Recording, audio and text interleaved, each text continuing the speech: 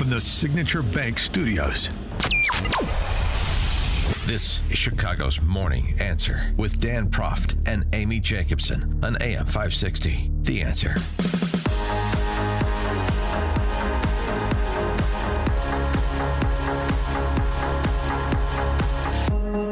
Good morning, Amy Jacobson here. Jim Urio in for Dan Proft, who will be back on Monday.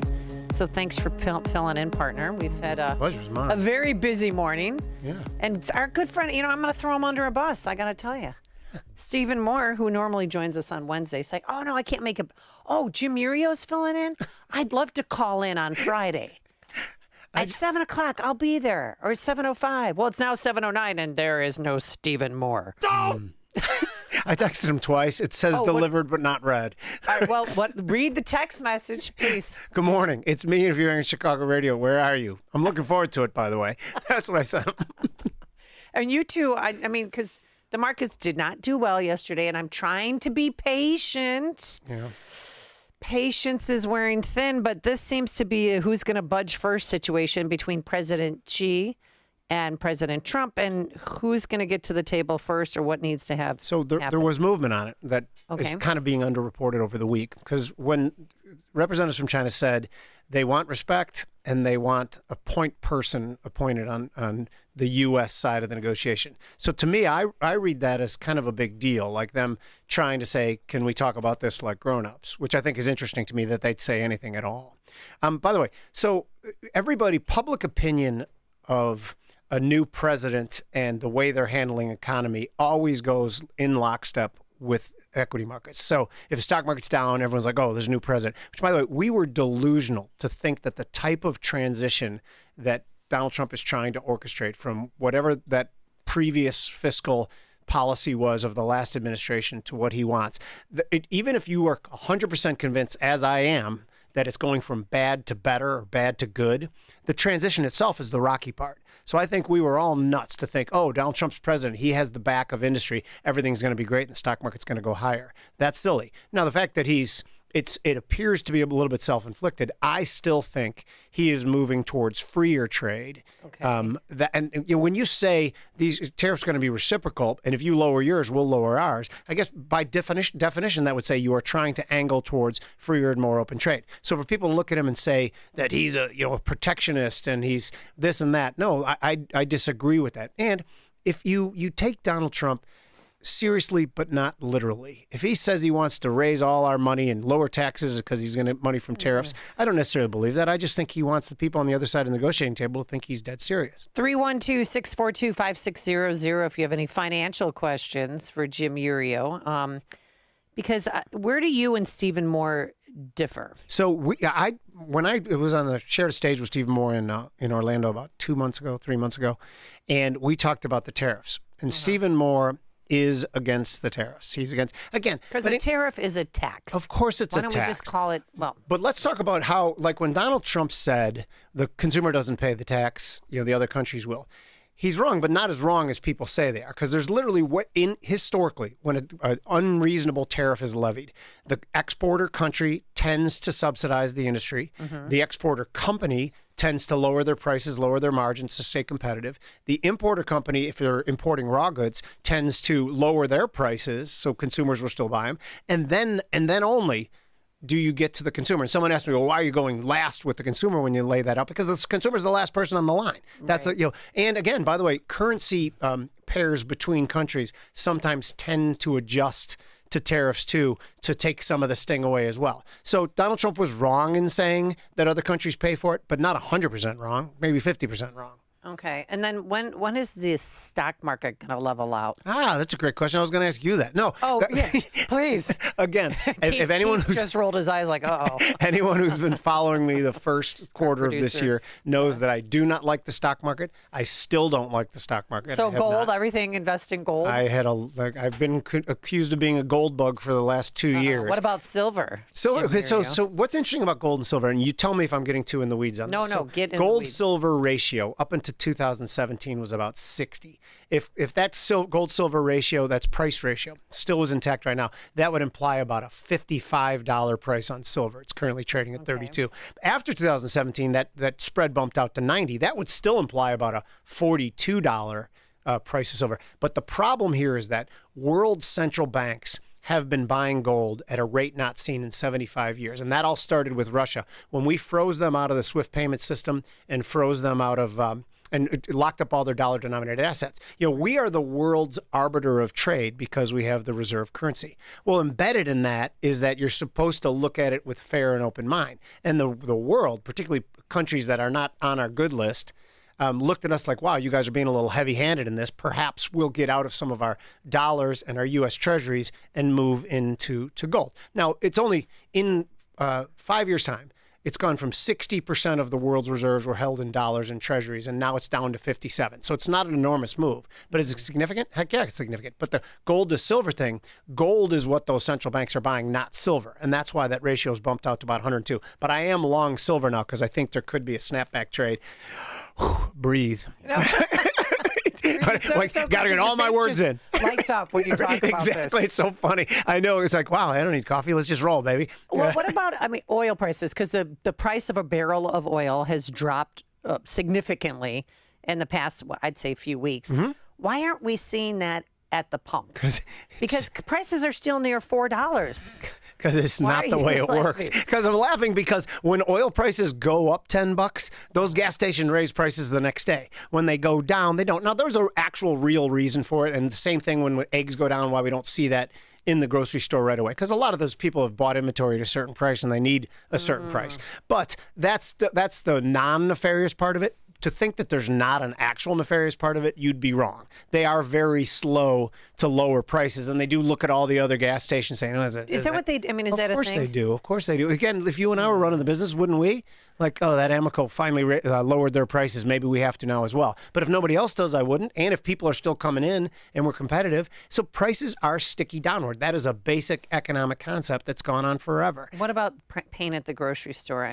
The other day, I didn't buy liquor, didn't buy cat food or dog food.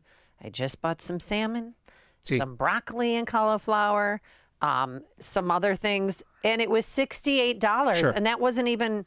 And I bought eggs. I bought 30 eggs, actually. Well, look at you, high roller. Yeah. Well, it was on sale. It's like the more you buy, right? and then it lasts until May. But I think the big mistake you made is not buying alcohol because that's the only thing that can help you probably with. Please, no. No. But the problem is that prices don't come down. Like when we're talking about that lowering inflation, lowering the rate of inflation is lowering the rate that they're going higher. They don't go down, nor do we. This is going to sound crazy, people. We don't really want them to go down that much because we never want to be caught in a deflationary spiral where where consumption pulls back because they're thinking prices are going down. Right. So we've gotten to this awful spot where prices have gone up. They say the prices have gone up 25%. I own the Brant's Palette and the restaurant. Our expenses have gone up about 45% in the last 3.5 years. Have you passed that on to your customers? Half of it. And the other half we've taken ourselves. We're probably in a little better spot than most of the mom and pops are. But I believe that maybe half the mom and pops that exists in our areas, particularly in Illinois, because of how punitive the government is toward small business. I think half of them are probably teetering now. A third of them will be out of business in 3 years. So you have paper menus, right? We have plastic menus. Oh, okay. Yeah. Will you put the paper behind? Yeah. No, I'm just saying because then you can change the prices easier. Oh, no. If you have.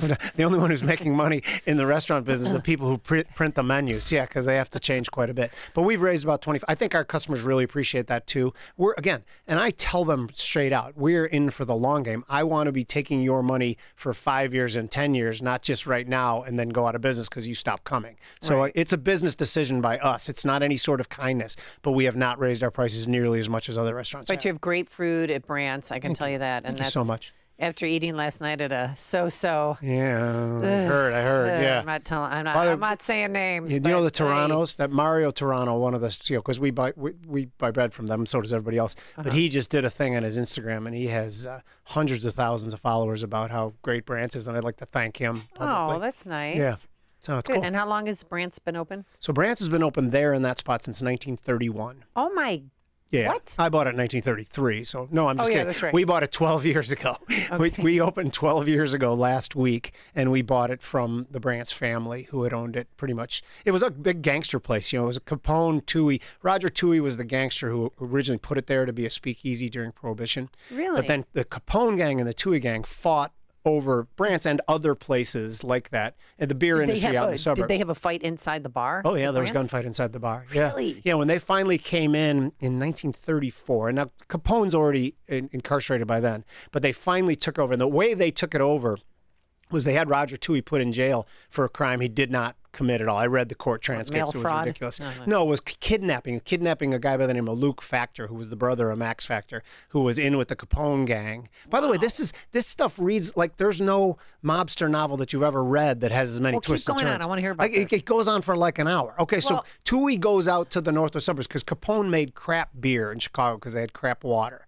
So Okay. so Toohey is a low-level Capone gang guy. So he moves out. He starts looking for better water because he hires two chemists for University of Chicago as to how he can make better beer. Okay, so he comes out to the northwest suburbs, finds a well in what's now Inverness. At the time, I think it was Roselle. And my restaurant is the farmhouse that was on that property. Now, they picked it up and moved it because they came out there in like 1927 to brew beer. In 1928, when it was busted by the feds, because remember, all the local cops were in on the game, but every once in a while, feds would come in. And there was a situation where feds got killed. Well, actually, two different times, because once Babyface Nelson was technically a Brant's employee, because like Roger Toohey asked real gangsters to come out during the Capone-Toohey wars, and Babyface Nelson was killed in Barrington, but he took two feds down with him as well. Every year, Barrington has like a commemoration of, and they do a reenactment of when they killed Babyface Nelson. And I don't think anyone realizes like why he was there and the mobster stuff. So they that were was there going to get water for better beer, Bingo. Yeah. and that was the whole. And that was the whole thing. So they were selling it during Prohibition. And everyone knew Prohibition was going to be over, but the local cops didn't want Capone to take over out there because Toohey was like a gentleman gangster, whereas Capone, there was hookers and dead people that followed him everywhere he went. So they didn't want Syphilis, that. right? Yeah, which by the way, STDs. one last thing I'll say about it is that during the Capone-Toohey wars that went on for 3 years, hundreds died. The Capone gang literally took out the Chicago mayor, Anton Cermak, because he flipped allegiance from Capone to Toohey. So they hit him at Bayside Park down in Florida when he was at an FDR campaign event. And I went to the spot just to kind of as part of my research. But it's a fascinating Dear story. Lord, why don't they make a movie called Brant's? Yeah, well, I'm writing. Won't worry, it's coming. It's in the works.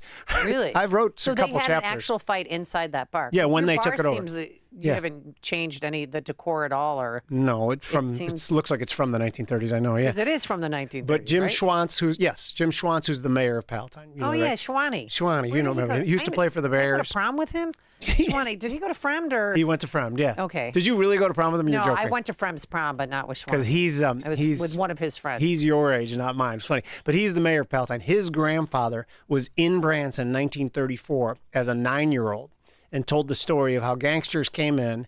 There was gunfire. They took the slot machines that were off the wall. They smashed them as kind of a sign that there was a new sheriff in town, and then they threw them in the lake in Deer Grove. Supposedly, if you go down there, there's still old slot machines down there, but I'm not putting on my diving suit Oh my to swim in gosh. that lake. Yeah. Yeah. Wow, that is fascinating. Yeah.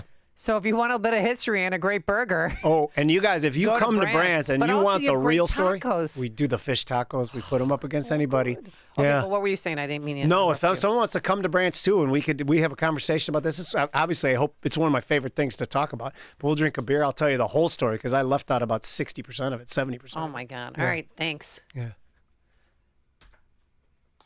Hear about the big stories of the day, then talk about them right here on Chicago's Morning Answer on AM 560. The Answer. Do you remember when you were a kid and you fantasized that your bicycle was a motorcycle? Maybe you even put baseball cards in the spokes to make it sound like a motorcycle, but it really wasn't a motorcycle. Sometimes things just aren't what you want them to be. Like, let's take your retirement, for instance. Sometimes it looks like the numbers are getting to a pretty high amount. Might be $500,000, maybe $1 million, maybe more. But did you factor in all of the things like inflation, taxes, unpredictable market activities, things that make the numbers not appear what they are, security in your retirement? Does it make you worry sometimes when you see market activity or you hear contradictory evidence of inflation numbers? or what taxes will be on retirement. If these things make you worry, get nervous, even wonder if you have enough, well, then it's time to call Tom Fortino and the people of Alpha Wealth Group for a complimentary discovery meeting. And you can do that today. Simply call 630-864-6711. That's 630-864-6711 or online at alphawealthgroup.com. Wondering what future path your child or grandchild could take? While college is great for some, it's not the only way to build a successful, meaningful life. Skilled trades are in high demand and are full of gratifying opportunities. And getting there is less costly than college through apprenticeships and trade schools. So if your child likes working with their hands, consider the opportunities in construction, where thousands of positions are waiting to be filled. With trade schools and apprenticeship programs, you earn while you learn, providing hands-on experience, technical training, and a paycheck at the same time. Imagine no student loan debt, just a direct path to a rewarding career. Plus, skilled trades offer competitive salaries, often higher than some college grads, along with union benefits like health insurance and pensions. Steve Jobs said, "The only way to do great work is to love what you do." So if your child loves working with their hands, help them explore this incredible path. Construction could be their gateway to success. Learn more at the Contractors Association of Will and Grundy County's website, cawgc.org. Salem News Channel is America's fastest growing conservative TV network. It's an absolute crazy day. Home to the largest lineup of free speech champions anywhere. Delivering in-depth insight and unapologetic opinion on today's biggest news stories. Americans aren't going to put up with this anymore. SNC brings you the news that matters, told with integrity and clarity. Watch Salem News Channel free 24/7 on your television. Stream now on Pluto TV. Are you looking for a peaceful and enduring resting place for yourself or a loved one?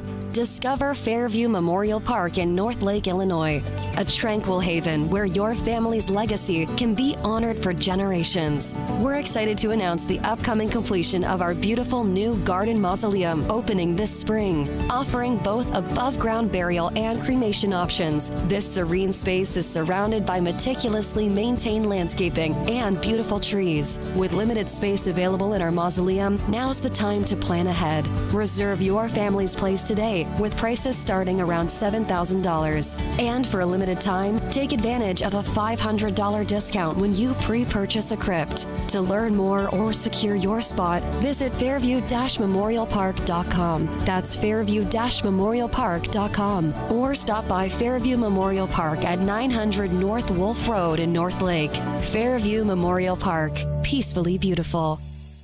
America is finally on the path to being great again. There's a lot to be optimistic about right now. And at almostfreeteeth.com, they're dedicated to making smiles great again. If you have medical PPO insurance, find out how you could save 90% off on average to get a beautiful dental implant supported smile. Check if you qualify right now at almostfreeteeth.com. Overpaying for dental implants is over.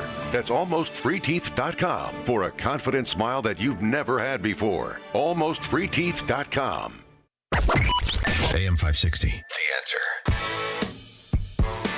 They should have a, like the mobster tour in Northwest Illinois. So a lot of people, I don't think, realize the mobster history in the Northwest suburbs. It's because, Canadian Club used to come down through Wisconsin, and Northwest Highway was a huge bootlegging corollary. So even when I was a kid in the 60s and 70s, like, my non-Italian friends had no idea that there was mobsters all over the place. So, yeah but there was. Because Northwest Highway would bring you right into the city. Into the city, exactly. And that was the main thoroughfare, right? Yeah. Oh, I want to address my friend Pat Kelly, who just said, it's hard enough to get a seat at Brant's now without you telling all of Chicago to visit. I'd like to apologize, Pat.